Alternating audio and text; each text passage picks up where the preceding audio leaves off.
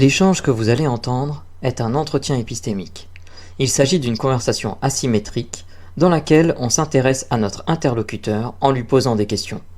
Au travers de celle-ci, nous cherchons à comprendre les raisons qui motivent son avis. L'objectif principal de cette forme de conversation est de passer un moment agréable et mutuellement enrichissant. Discussion. Merci. Coucou Terra. Ça va.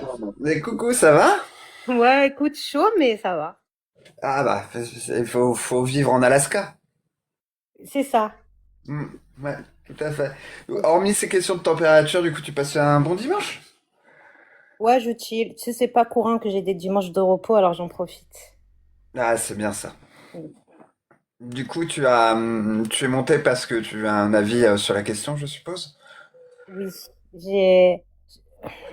Écoute, Terra, il y a tellement eu de choses qui ont été dites dans le live, je sais plus par où commencer. Et c'est compliqué pour moi de passer après madame parce que je ne veux pas que si elle m'entende, que je la juge ou quoi que ce soit parce que ce qu'elle a dit sur les raisons pourquoi elle l'a fait, moi, ça me hérisse un peu, je te l'accorde. C'est prévenir de certaines pathologies ou pour des raisons d'hygiène ou quoi d'autre, euh, alors qu'il n'y a pas lieu d'être et que l'enfant est en bonne santé, ça me dépasse. Je comprends, je comprends tout à fait. Du coup, bah, moi, je peux te proposer quelque chose, c'est que du coup, on développe tes pensées, tes opinions et ce pourquoi tu penses ce que tu penses. C'est le mieux à faire, je pense, et je pense pas qu'elle prendra ça personnellement. Ben, merci, Anne. Voilà, je pars du principe que on ne touche pas à un enfant. C'est de notre responsabilité de faire en sorte qu'il soit bien et qu'il puisse se développer correctement.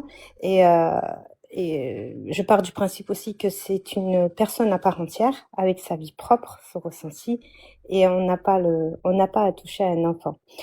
Il se trouve que nous sommes entourés de sociétés qui le pratiquent soit pour des questions de religion, soit des questions de tradition, et sous des prétextes complètement qui, moi, me paraissent aberrants, comme par exemple l'hygiène.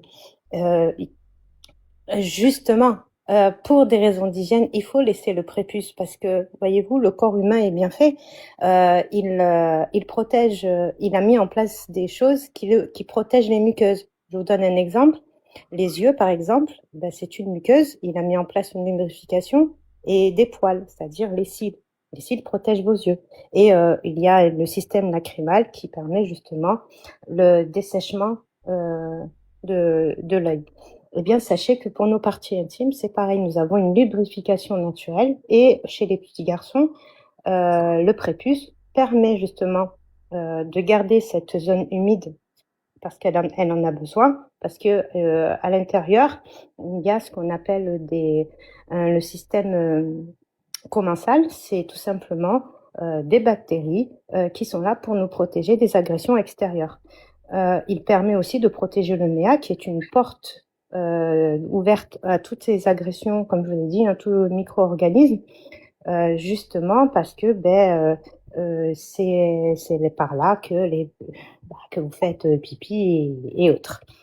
Du coup, c'est pour ça que c'est important de laisser intégral l'organe tel qu'il est, parce que c'est sa fonction première.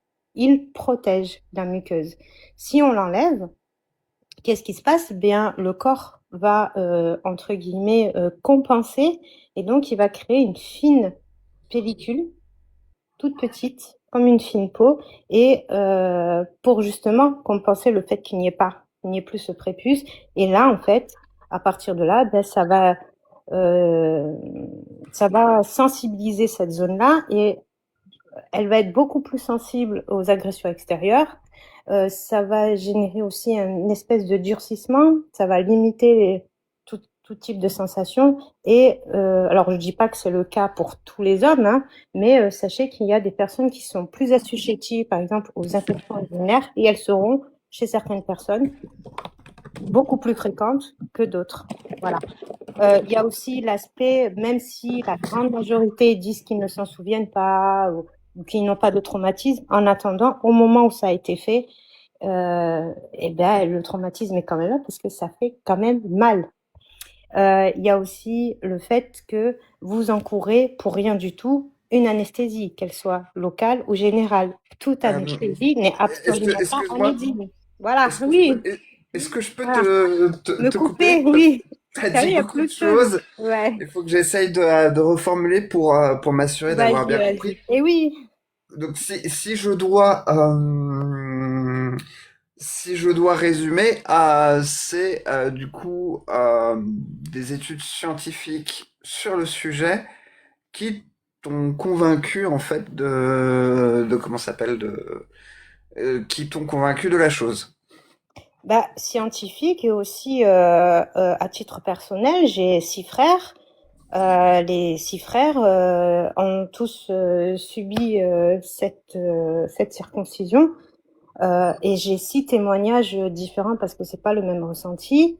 Et voilà, après, ça reste mon expérience personnelle. Elle ne fait pas foi vis-à-vis de la science. Alors, c'est pour ça que je me base sur la science, c'est tout. Sinon, si je regarde vraiment tout l'aspect psychologique, etc., il y en a pour qui, j'ai rencontré des personnes pour qui ça a créé quand même pas mal de complexes. Mais encore une fois, ça reste du témoignage, tu vois, ça ne fait pas foi. Mais D'accord. sachez-le quand même, ça existe. Donc si je dois résumer, en gros, la science est venue confirmer ce que tu as décelé de par les témoignages personnels, c'est ça? Oui, c'est pour ça que je ne les mets pas en avant. Je t'en parle. Pourquoi? Par rapport au fait que je me base sur la science. Mais sinon, dans ma vie personnelle, oui, je connais des personnes. Bah, ils ont pas tous le même ressenti et tu sens quand même derrière une souffrance.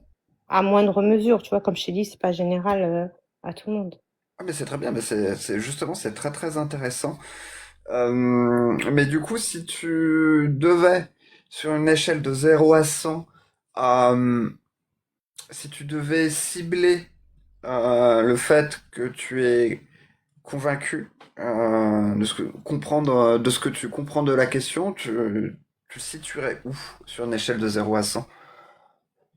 Par rapport à la question, les parents ont-ils tous les droits? Non, par rapport au fait que du coup la circoncision n'est pas bénéfique. Ah, ben, 100, hein. 100? Ouais. Ah oui, je suis convaincue, Terra. Ah oui. Oui. Moi c'est juste pour avoir une idée. Moi, évidemment, je n'influence en rien, hein. Bah, C'est pas mon objectif. bah, d'où mon laïus, tu vois. Ça donne l'impression de quelqu'un qui veut convaincre, alors que j'essaie juste d'étayer mon propos. Voilà, c'est vrai que j'ai donné beaucoup de données, je suis désolée. Non, mais c'est pas un souci. Mais je suis en train de songer à un truc, c'est qu'est-ce qui pourrait te faire changer d'avis? Et- Une raison médicale. Une raison médicale? Mm. Donc ouais, tu as quand même grandement confiance aux études scientifiques sur le sujet. Oui. Alors moi, je m'y connais pas du tout sur le sujet, donc toutes les questions que je vais te poser sur les comment ça s'appelle sur ces publications scientifiques, évidemment, je n'en sais rien, donc c'est pour ça que je vais te poser aussi beaucoup de questions. C'est est-ce que tu serais au courant que s'il y a des discussions, s'il n'y a pas forcément de consensus sur certains aspects,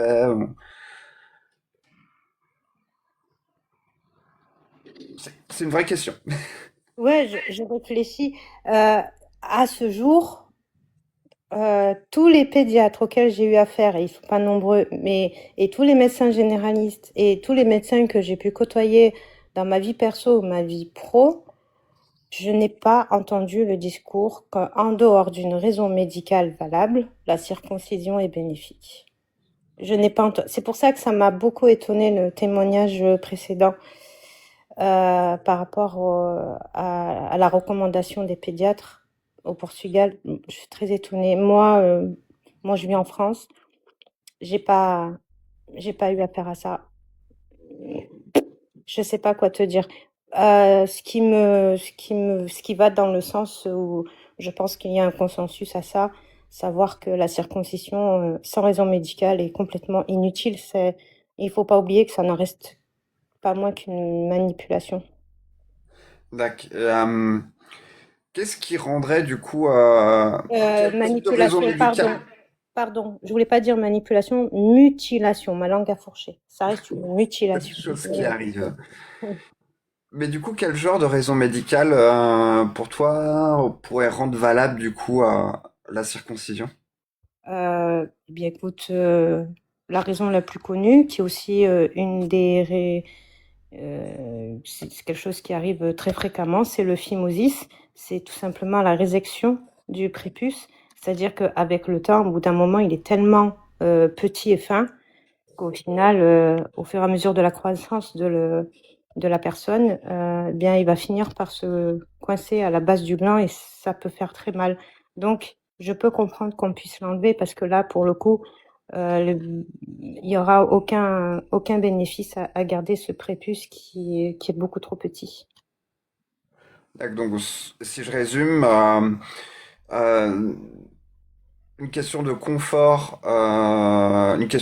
est pour toi une raison totalement valable.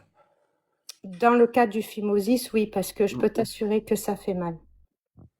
Surtout quand on fait la toilette intime au petit garçon, au bébé, c'est tellement sensible qu'on est obligé d'y aller, mais vraiment très, très, très doucement, limite. Des fois, on enlève la couche, l'action de faire pipi, déjà, tu vois que le prépuce, il commence à se replier sur lui-même et tu constates de temps en temps des œdèmes, des rougeurs, une hypersensibilité au toucher. Donc, oui, effectivement, dans ce cas-là, il vaut mieux l'enlever. Il n'y a aucun intérêt à le garder. Très bien. Donc ouais, donc ce type de raison médicale, par exemple, du coup, peut nécessiter une circoncision, de ce que j'entends. Est-ce que il y aurait d'autres raisons qui pourraient, selon toi, justifier une circoncision? Chez l'enfant, Oui, non, j'en vois pas. t'en vois pas? Non. Très bien. Euh, très bien, très bien. Donc je Ouais, réfléchis à une question que je pose aussi, hein, je réfléchis en même temps. Euh, quelle autre forme de mutilation infantile qui sont des pratiques courantes, tu ah, pourrais cibler? ben, j'en vois une autre qui est. Alors, je sais pas si je peux dire le mot. Tu me dis, Russell, si tu reçois une restriction, je vais quand même tenter. C'est l'excision, qui est pour moi, la pire des mutilations qu'on peut faire à une femme.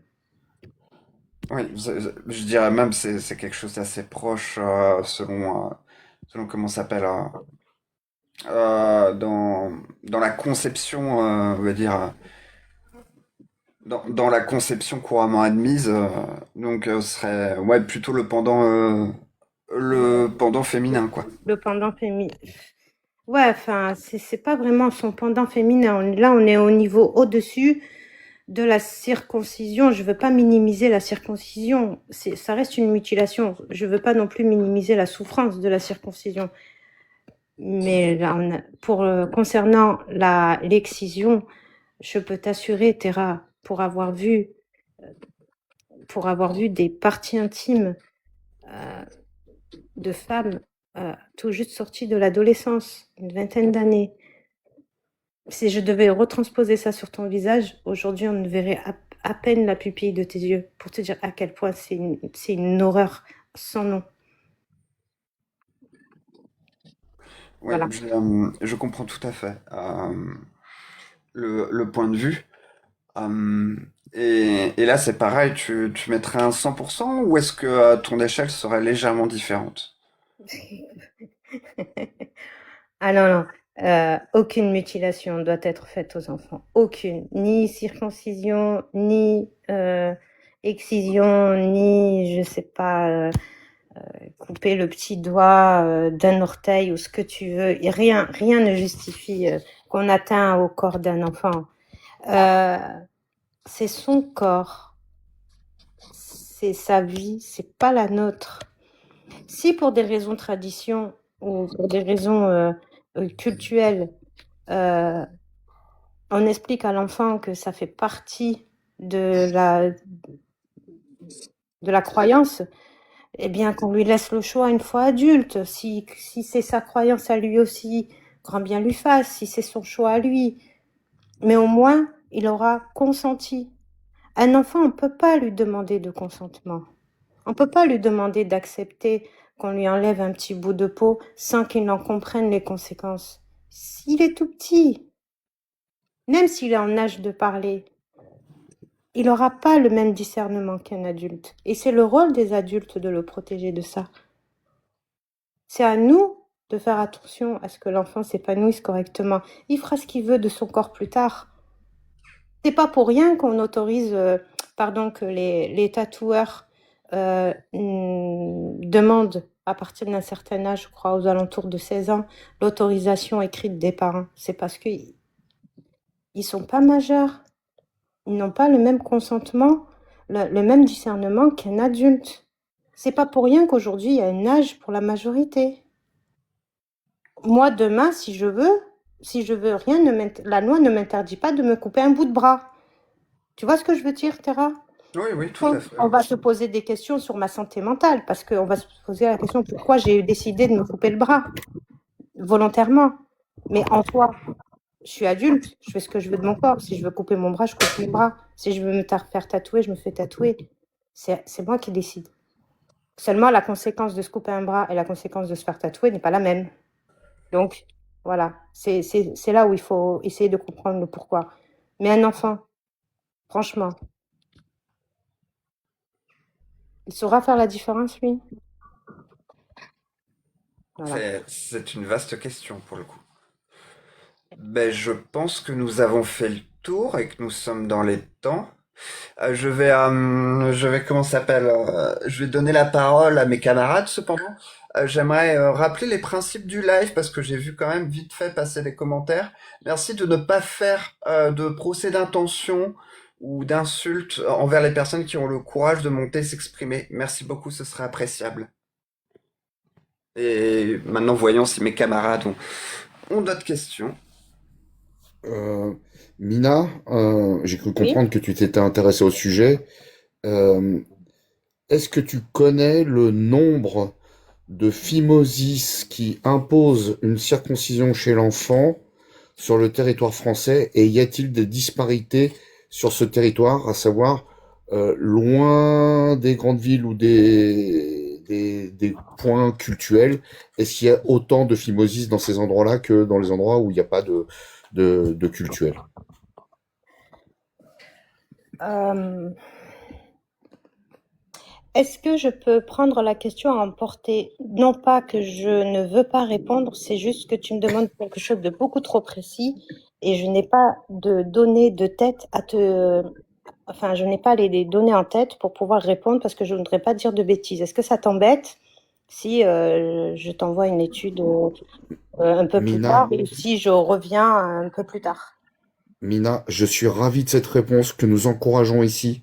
Il y a beaucoup de gens dans le chat qui parlent et qui pensent savoir, et en fait, on n'est pas tous sûrs de savoir, et on apprécie énormément les gens qui disent je ne sais pas, donc je ne répondrai pas, mais si tu veux, je vais faire des recherches et je te les partagerai. Donc c'est avec grand plaisir que tu peux m'envoyer si tu trouves des éléments là-dessus. Merci beaucoup pour ta réponse. Avec plaisir.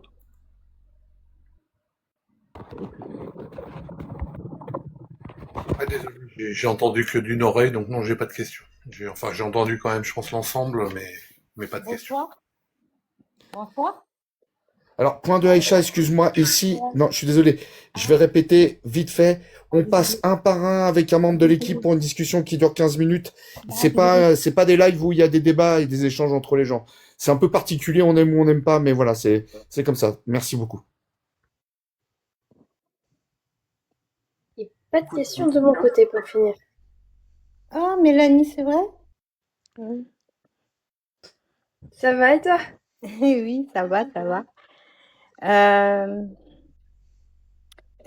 Juste dire, parce que j'ai vu passer pas mal de choses. Non, je ne vote pas RN. Non, je ne suis pas islamophobe ou je ne sais quoi. c'est juste l'opinion personnelle de Mina qui est parmi vous, une personne lambda.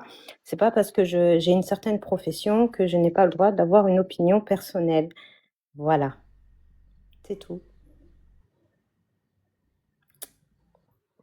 Oui, sachant, je fais un petit rappel, que depuis le début du live, nous avons très peu abordé la question religieuse. J'ai apprécié d'avoir des intervenants qui se détachaient. Je veux dire, la majorité des personnes ne sont pas rentrées dans un débat religieux. On est vraiment sur le droit des parents, le droit de l'enfant et la circoncision. Je tiens quand même à rappeler, parce que c'est quand même, quand j'y repense, je trouve ça dingue. L'enfant, c'est le grand oublié de notre société. Sachez qu'on a reconnu l'enfant en tant qu'individu à part entière, en tant que personne, que depuis 1989. Autant dire hier sur l'échelle de l'humanité, c'est quand même incroyable. Les sociétés se sont succédées les unes après les autres. Il a fallu attendre 1989 pour dire qu'un enfant se respecte au même titre que n'importe qui. Voilà, je voulais juste le souligner. On peut même souligner que du coup, c'est 200 ans après la Déclaration des droits de l'homme et du citoyen. Ah, ben voilà, 200 ans après. Voilà. Et juste vous rappeler qu'effectivement, l'association Droit au corps, elle a un site extrêmement bien fait, bien fourni, bien chiffré. N'hésitez pas à le consulter si vous avez des doutes parce que c'est vraiment une bonne base de sources. Merci Eh beaucoup, bien, Mina. je te remercie beaucoup. Maintenant arrive le moment de la question la plus importante pour nous. Comment tu t'es senti? Bah écoute, j'ai bafouillé.